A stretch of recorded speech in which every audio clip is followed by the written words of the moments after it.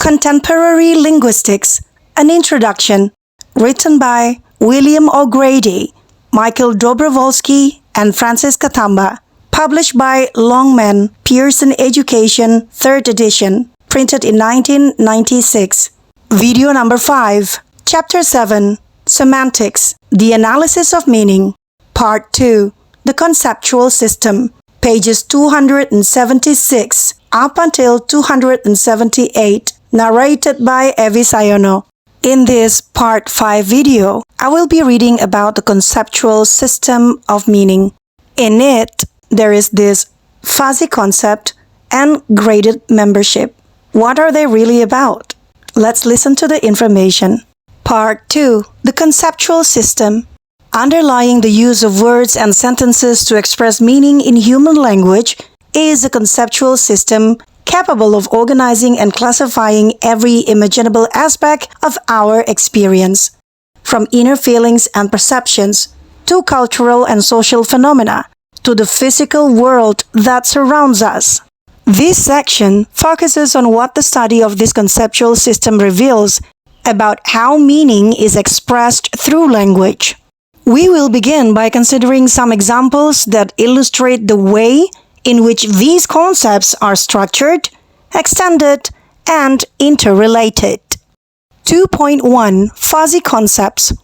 We tend to think that the concepts expressed by the words and phrases of our language have precise definitions with clear-cut boundaries that distinguish them from other concepts.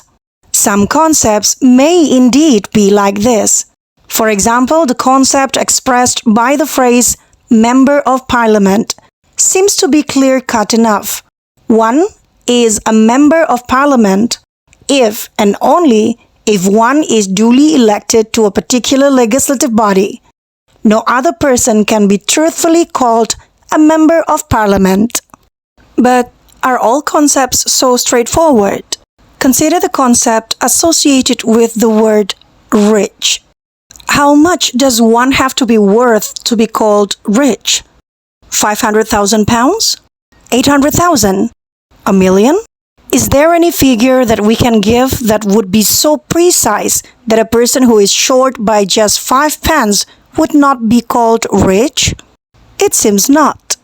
While one could miss out on being a member of parliament by 5 votes, it does not seem possible to miss out on being rich by just 5 pence. Moreover, whereas some people clearly qualify as rich and others do not, an indefinitely large number of people fall into the unclear area at the borderline of the concept, and it is just not possible to say definitively whether or not they count as rich. This is because the notion of richness does not have clear-cut boundaries. It is what we call a fuzzy concept. Many linguists believe that this type of fuzziness pervades the human conceptual system. Certainly, it is not hard to think of everyday concepts whose boundaries are fuzzy in the same way as the preceding example: shrub, tree, tall, old, clever, strong, gray-haired, fast, clean, genius, bargain, and so on. Graded membership. A second important fact about concepts is that their members can be graded in terms of their typicality. Consider first a fuzzy concept such as film star. Even within the set of people who we can agree are film stars, some provide better examples of this concept than others. At the time of writing, for instance, Tom Hanks, Arnold Schwarzenegger, and Julia Roberts are better examples of a film star than Ben Kingsley, Anthony Hopkins, or Meryl Streep. Although movie fans agree that all these actors are stars, in recent years, the former have received more media attention, enjoyed more fan adulation, achieved greater box office success, and hence have demanded and received more colossal financial rewards and so on. This makes Tom Hanks, Arnold Schwarzenegger, and Julia Roberts better examples of a star than Ben Kingsley, Anthony Hopkins, or Meryl Streep. Even concepts whose boundaries can be scientifically defined exhibit this type of graded membership. A good example of this involves the concept bird, in bracket figure 7.1. Even assuming that English speakers all think of birds as warm-blooded, egg-laying, feathered vertebrates with forelimbs modified to form wings, in brackets the dictionary definition, they still feel that some of these creatures are more bird-like than others. Thus, robins and magpies, for example, are intuitively better examples of birds than are hummingbirds, ostriches, or penguins. Examples like this suggest that concepts have an internal structure, with the best or prototypical exemplars. In brackets, for instance, Arnold Schwarzenegger in the case of film stars, robins in the case of birds. Close to the core and less typical members arranged in successively more peripheral region. The existence of fuzzy concepts and of graded membership in concepts provides important insights into the nature of the human conceptual system. In particular, it seems that many, in brackets, perhaps even most, concepts expressed in language are not rigid, all-or-nothing notions with the precise and clear-cut boundaries. Rather, they are characterized by an internal structure that recognizes degrees of typicality, as well as by fuzzy boundaries that make categorization uncertain in some cases.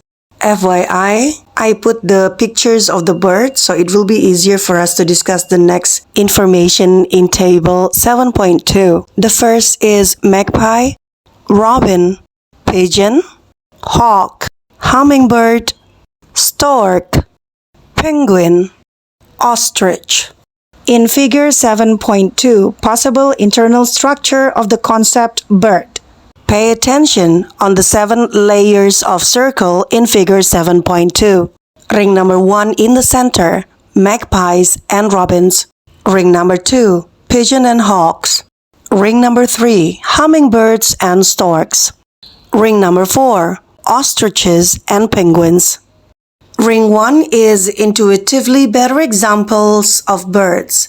The placements of the names of birds are based on dictionary definition of birds as warm-blooded, egg-laying, feathered vertebrates with forelimbs modified to form wings.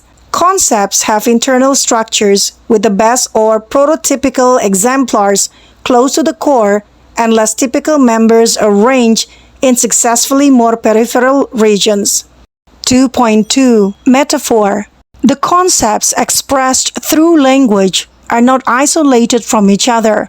Rather, they make up a giant network with many interconnections and associations among the various subparts. A good example of these interconnections involves metaphor, the understanding of one concept in terms of another.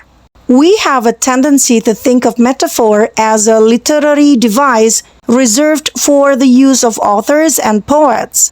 In fact, however, there is reason to think that it has a prominent place in the conceptual system shared by all human beings. The effect of this prominence are seen in the way in which we use language to talk about various abstract notions. A simple example of this involves the concept of time, which we analyze metaphorically by treating it as if it were a concrete commodity. Consider in this regard the following sentences which illustrate how we talk about time. Example 13. Sentence 13a. You're wasting my time. 13b. This gadget will save you hours. 13c. How do you spend your time these days? 13d. I have invested a lot of time in that project. 13e. You need to budget your time. 13f. Is that worth your while? 13g. He's living on borrowed time. 13h. You don't use your time profitably.